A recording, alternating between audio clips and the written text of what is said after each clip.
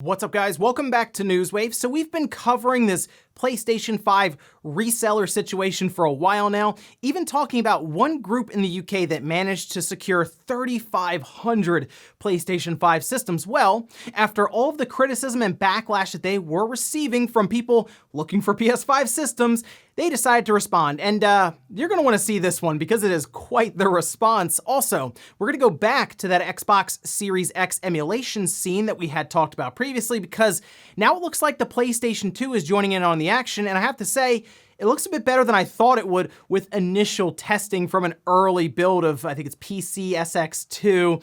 And we get to go back to Japan for the Switch sales, as it looks like after the PS5 and the Series X and S kind of calmed down a bit after the initial launch, the Switch is back on top, actually selling more than all other systems combined for the week, with Age of Calamity next to it. Guys, if you enjoy these videos, make sure that like button helps out a ton. And if you're brand new here, hit the red subscribe button down below. And we're going to start today with Assassin's Creed Valhalla. Now, this I think is one of the better Assassin's Creeds overall. It's a lot of fun, but there are some issues. The biggest one for me is the screen tearing. Now, it looks like if you have a display with variable refresh rate, it won't be a big deal, but it is weird for them to rely on you having a certain feature in your TV for the game to not have this weird and random and distracting issue with screen tearing. But a massive update is now live. You can go download it for the game, and it does fix screen tearing, but it also adds in a few extra features, which does include a quality and performance mode. We can go over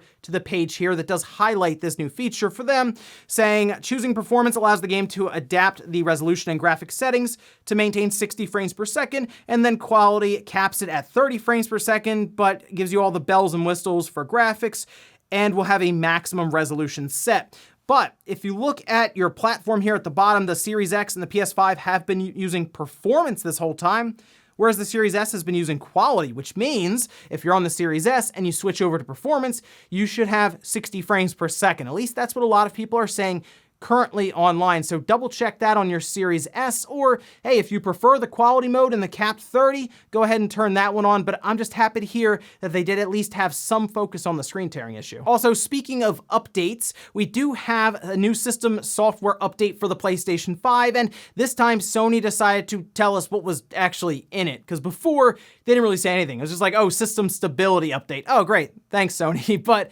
now we know at least some of the things they decided to fix. We can go over to their page here that does detail that. This is for version 20.02-02.26.00. This was just over 800 megabytes in size, and it does fix two major issues that they point out here. One being an issue where installed disk versions of games were sometimes deleted was resolved. I ran into that with Sackboy. For some reason, after installing Sackboy, playing the game for a bit, turning off the PS5, and then the next time taking the disk out, playing something else, and then popping Sackboy back in, it wanted to reinstall, which was weird, but I went ahead and did it. That seems to have been a problem that they smoothed out, which is good to hear. The other one talks about the PS5 wireless controller being unable to charge when in rest mode when connected to the front side USB Type-A port, something else I ran into, but after doing all of these updates, no issues, my controller charges fine. So make sure your PS5 is up to date. It should prompt you anyway once you connect to the internet with your PS5. And go ahead and double check to make sure your DualSense controller is charging when you have your PS5 in rest mode through that front USB port. Oh, and for the 10 of you who are still playing Super Mario Maker on the Wii U, it looks like Nintendo is going to be discontinuing some of the online services and even just taking it off of the eShop itself. Let's go over to their page here where they say as of March 31st, 2021, it will no longer be possible to upload courses in the Super Mario Maker game for the Wii U system. On the same day, the Super Mario Maker bookmark website will also close. As a result, Super Mario Maker for the Wii U system will be removed from Nintendo eShop on January 12th, 2021. Now, they go on to say this won't affect Super Mario Maker 2, which I wouldn't expect it to. That's still, for them, current gen. It's not legacy like this would be considered with the Wii U. And, I mean, Nintendo's been doing a lot to erase the Wii U from existence. We've had a lot of the big games from there get ported to the Switch. But I really do wonder how many people are still playing it on the Wii U, because from what I've heard, it's actually really good on the Wii U still because of that tablet and the two-screen functionality versus the Switch with the single screen. So I do understand that, but I just feel like now a lot of people have probably put their Wii U away. However, this might be too soon. You'll have to let me know if you're still playing it on your Wii U and if you were kind of frustrated at Nintendo just shutting down some of the online services and even delisting it. And guys, with some of the quick news out of the way, let's get into the bigger stuff. Let's start right away with the PlayStation reseller market with Crep Chief Notify. That's at least the group in the UK that we had talked about previously. He managed to secure 3,500 PlayStation 5 systems for their community. Remember, they are a subscription service. They charge anywhere from $40 up to hundreds of dollars, depending on the tier you want to be on, and I guess how many systems you're looking to actually pick up and then flip online. Trust me, we've all seen the pictures of a person in their basement with like 30 PlayStation 5 systems stacked up and they give you the price of like $1,000 each or something. But they decided to respond actually on Facebook because they were getting a lot of backlash because they were also advertising on Facebook like hey, you can sign up for this and you'll make a bunch of money, quick flips on PS5 systems. They were recruiting basically, and that's not making it any easier on people who are just trying to add one to cart to, play Demon's Souls or Spider-Man, use the thing. Well, let's go over here. Video Games Chronicles did also pull some of the quotes, and we can take a look at that here. Lots of our community have been furloughed, made redundant, or at some form of disadvantage due to the pandemic. These people have managed to cover their bills, put food on the table, and supply Christmas presents to their children. It may be unfortunate that a child won't wake up to a PS5 this Christmas, but another child may have woken up to nothing. We have no regrets. Wow, that is, I guess they're the Robin Hood of flipping PlayStation 5 systems then. So that's a weird response. If you really consider what they're saying here, they're saying that people who are having a hard time with employment due to the pandemic decided it was a good idea to sign up and pay them a subscription service and then somehow take thousands and thousands of dollars and buy 8, 9, 10 PlayStation 5s and then take the chance of sitting on inventory and then flipping them online? That doesn't really make a lot of sense to me, does it? And the way, of course, they play off it is that, a child may not get a PS5 at Christmas because we're selling them for so much, but there's another child that may have just gotten nothing. That's a weird defense overall for this, isn't it? This whole thing. And the worst part is here, let's say because they are pushing these Facebook ads, they make these promises, and people who actually did get furloughed or something go, well, I'll just take out a bunch of loans and then I can flip these, like they're doing all this math in their head. And what if they just get stuck with the inventory? Because I will say, you're going to want to wait. I think Sony is going to continue flooding the market. We had the report that they have moved already 2.1 to 2.5 million PlayStation 5 systems. It's the biggest launch they've ever had, and it sounds like they want to continue pushing millions and millions more, like by the end of this year going into January. I don't think they're looking to we're good with production now. They're looking to ramp up production, so don't take out loans potentially to buy PS5s and then hope to flip for double the price, because I think right now, people are kind of hanging out a bit. Now, there might be the parent who's like, well, I need to get it for my kids. It's okay, it's $1,000. Look, it's Christmas, whatever. But I think for the most part, people are just playing Spider-Man on the PS4 if they can't get it, or Sackboy, the one they're really missing out on is Astrobot, or Astro's Playroom, which is an awesome game, or Demon's Souls. And I think some people will just wait on Demon's Souls because they know it's a hard game anyway. So I think this is a bad response in general. It doesn't make a lot of sense, but they're also trying to play to some sympathy on that one with the pandemic. And the idea here is that they are saving people from the pandemic by then taking advantage of people in a pandemic. So that's a great response. Next up, let's talk about the Xbox Series X and the Series S emulation scene.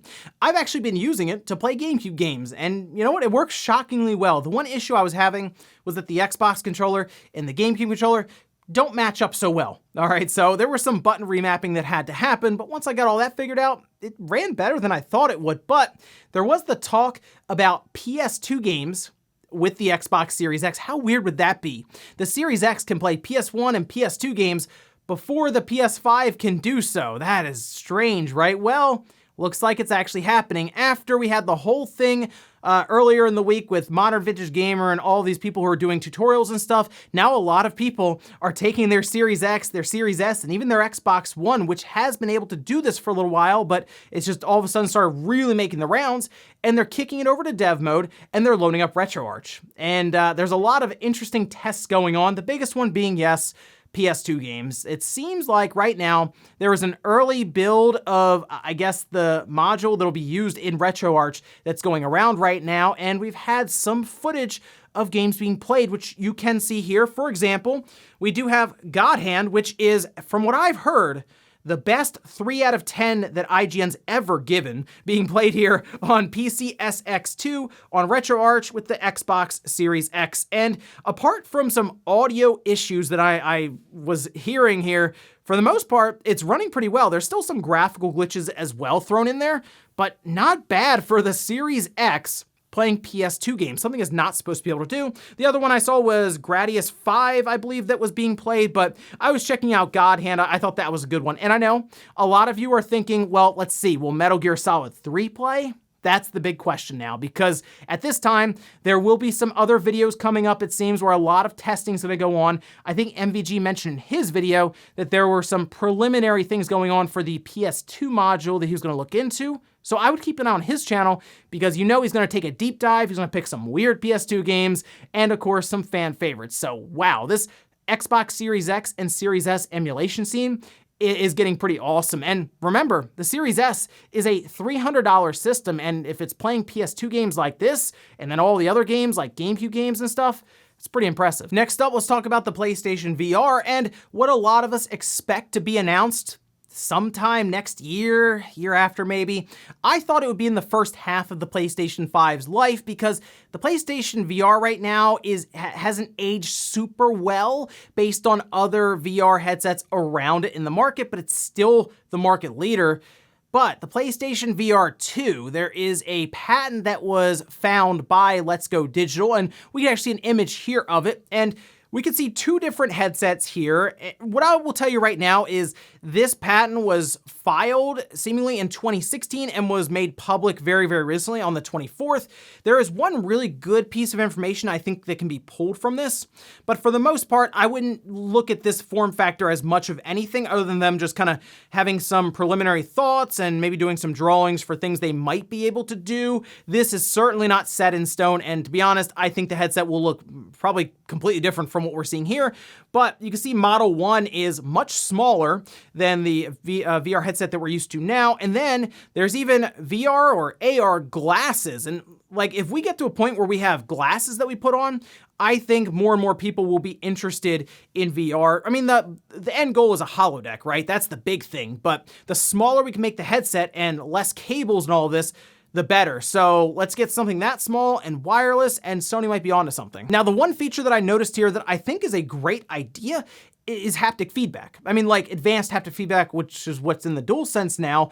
Think about that, but maybe located around the VR headset that you are using. They could do some interesting sensations with that, mixed with the adaptive triggers in the DualSense controller. And I think that next to like a wireless headset could be something that they would be looking into. We've also heard some interesting ideas and patents where it could maybe look at tell your perspiration and heart rate and all these different things. So I think when Sony does show us the PlayStation VR 2, they will show things that other VR headsets aren't necessarily doing right now, and that could, of course, just work to push the overall market forward, and they'll know that they are going to be using the DualSense and the PlayStation 5 altogether. So they have an advantage over a lot of headsets, which is that they have basically an ecosystem of hardware, and that, to me, could make the PlayStation VR 2 very, very compelling.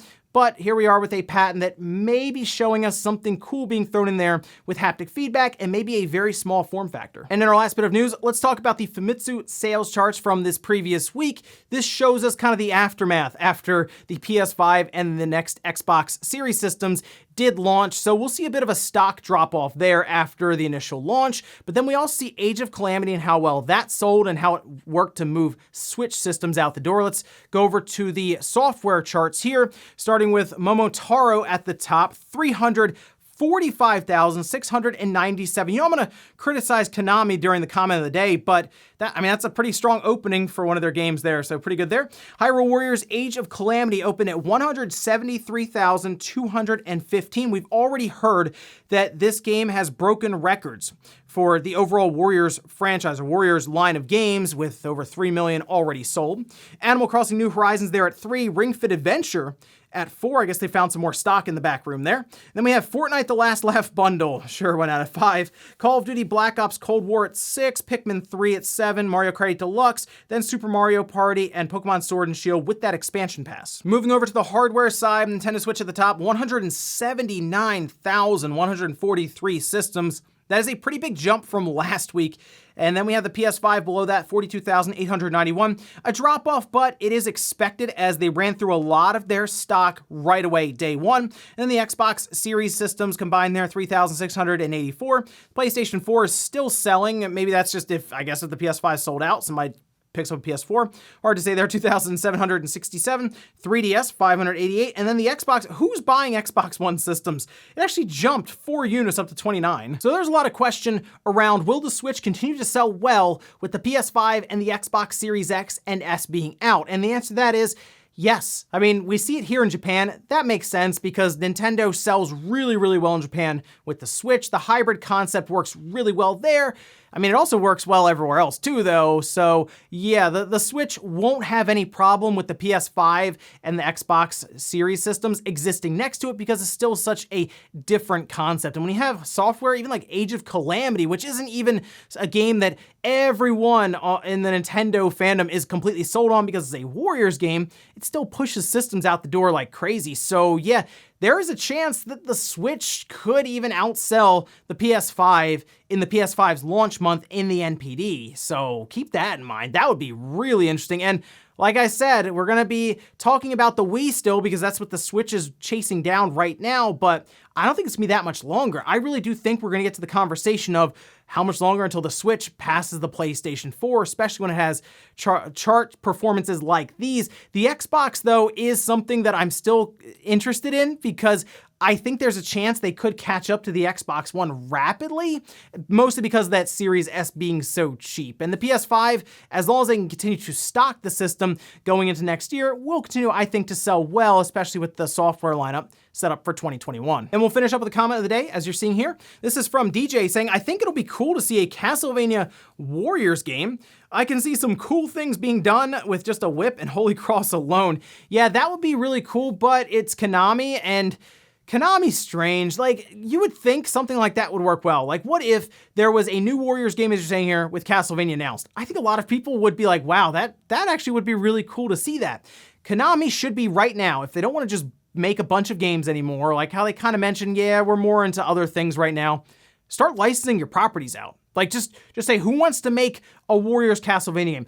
Who wants to do Silent Hill? Which, by the way, that's coming back up in the rumors, so maybe that really is a thing. Maybe Konami did start doing that like a year or two ago, and we're finally going to see some of those games get unveiled. There's a new rumor right now going around about Metal Gear Solid Remake actually being a thing. So, hey, if Konami wants to do that, I'm good. They have the properties. That's why we keep them in the conversation so much. So if they're not going to make another Metal Gear Solid, or if they're not going to make another Castlevania that's actually interesting like that, just pass it off to a really good studio that's capable and let them do it. And ladies and gentlemen, that's going to do it here for Newswave. If you enjoyed this video, guys, hit the like button. It really helps out. If not, hit the dislike. Leave comments down below about everything we talked about here today. Whether it's that PlayStation 5 reseller situation. What do you think about that response that they put out online? Let me know about that one down below. And then what about PS2 games playing on the Xbox Series X and the S? It's not too hard to do, and you know what? With how popular it's becoming all of a sudden, you might see more work put into Retroarch and some of the modules around the Xbox Series X and the S, which is interesting stuff. Thanks guys for watching, and I'll see you next time.